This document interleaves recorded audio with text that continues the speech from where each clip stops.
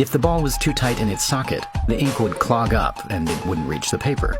If it was too loose, the ink would leak out and smear all over the page.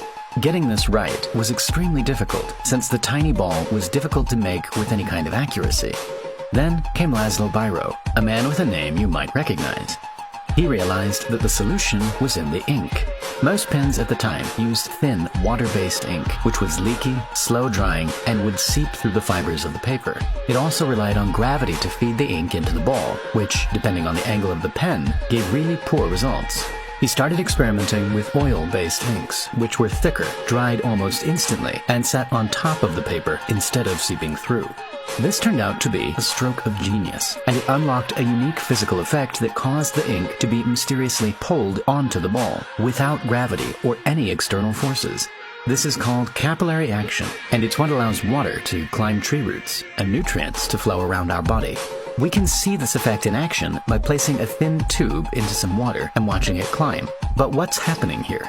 The attraction between the liquid and the walls of the tube is stronger than the attraction that binds the liquid particles together. And so the particles at the top get pulled up by the side of the tube until the weight of the water eventually cancels out the force. In Biro's pen, this effect was happening upside down. The ink was being pulled through the ultra-thin walls of the tip and onto the ball, ensuring that it was constantly covered in ink. In order to master the ballpoint pen, Biro came up with a new design that would pull the ink onto the ball without gravity or moving parts, producing a consistent and smooth line on the page. Biro mastered his design, and his pen became a hit in South America. But there was still one huge problem. The cheapest pen he offered cost an incredible $190 in today's money. And so although the design was great, he never achieved mass market success. At this point, literacy rates had only hit around 33%, and pens remained a luxury item. But just a few years later, French manufacturer Marcel Biche discovered Biro's pen and saw a huge opportunity.